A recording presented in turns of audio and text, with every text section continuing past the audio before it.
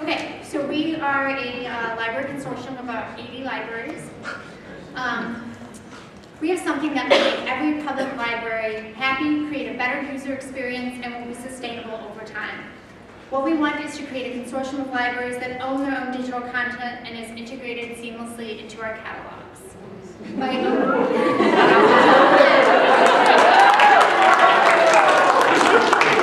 owning our content, we bypass the archaic rules of third-party providers.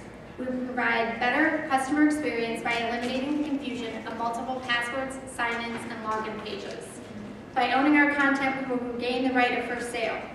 Collaboration will give us better bargaining leverage with our current and future vendors. We will become better advocates for patrons with digital and physical providers. In order to accomplish this project, we would hire a team consisting of negotiators, a project manager, web developers, lawyers, and representatives from member libraries. Then we will create a diagram of the current digital download processes to future desired download processes.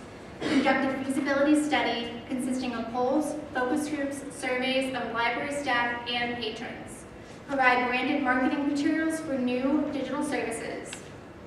Over time, this project will sustain itself from a percentage increase from member libraries and the money that we are saving that we spent on digital content subscriptions. This new structure will allow libraries to own their own digital content, eliminate fees to third party, and encourage patron use. In order to accomplish this, we are asking you guys today for $2 million over the course of 18 months. The first 6 months will be spent hiring a team and testing feasibility in the area. The second 6 months will be spent developing our hardware and software platforms. And the last 6 months, we will do a pilot program at select libraries and then take it live. So, any questions? That's a great example of how much information you get in 2 minutes. 2 minutes. All right, so, questions? No, right here. Excellent. But why don't you have the book from this publisher over here that will not play with that model? That's the book I want to check out. That doesn't mean we're giving up our current subscriptions to what you have. You're not giving up any of the already digital resources that you have? Is that what you're saying? It would be up to the individual libraries, so yeah. Because they will be having a percentage increase to the consortium, so they would probably need to This decide. would be in addition to that. All right, so now I'm a library director. How do you expect me to take your product and Overdrive and Freedom all at the same time? By routing some of what you would pay with those to this initiative. And eventually we would be able to move from Overdrive where we don't own anything. We feel like there will be an overlap for some time where we're transitioning. But ideally, I mean, Overdrive is not sustainable. We don't own what we put our money into. It's better to get out now before we've sunk Even more money. millions and millions in there, when right now we've just sunk a little bit of millions. So ideally, we face the same problem that we have with Overdrive, which is not everything is available online right now. I'd also like to add something to that. As the library executive director, I'm sure you've heard from your consumers how unhappy they are with the multiple platforms they have to use, the multiple logins they have to use, the multiple passwords they have to use. This eliminates all that confusion. They will be telling you to get out of Overdrive. But you're not eliminating that, you're adding to it. We are not. We are massaging this so that at the end you will have only one login procedure for all formats. By conducting the feasibility, we are getting feedback on what patrons hate and what they like.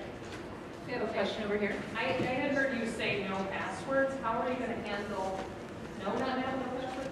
There's passwords. One There's password. a password. Okay. And I'm the library board. You're saying 2 million is going to cover this? Yes. Technology expert alone could be 6 figures. We don't know what it's going to be. And then all this technology development. How did you come up with 2 million? We did the best we could. None of us are technology people, so we just guess. Well, if we've got the $2 million, then you're going to give it to us, and then we're getting a percentage increase from all of the member libraries. So they're already paying a fee, and we're going to be deviating the money that they're paying us into this. Are you doing any public-private partnerships or volunteer? We would like to have some grants. The startup of this would be different from the sustainability. Ideally, once it's started, once it's set up and once it's going, the fees that each library pays will manage maintenance and the collection. In the beginning, we understand we will need, some grant money, we'll need some funding like this. That will be more project-based as opposed to the ongoing sustainability, which we have taken. One question over here, Bill. What's the difference between this and Douglas County? And you talked about a feasibility study. What if you find out it's not feasible?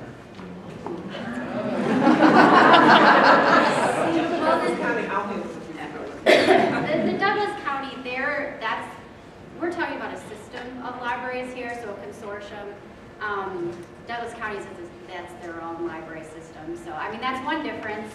But I think it would really be pulling a lot of that. I know they do more with self-published, so that would be something we would want to consider is how much stuff do we want to be adding that's self-published, etc. So I don't know if anyone thinks of any other.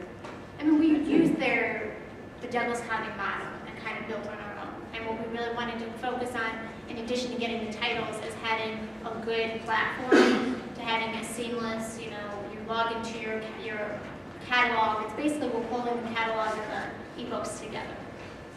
And as far as your feasibility section of the question, what happens with feasibility studies is when you find out it doesn't work, you stop it, you reiterate, and you start another experiment. All right, and Brian has a question, and then hopefully we can get to both of these questions before your time's done.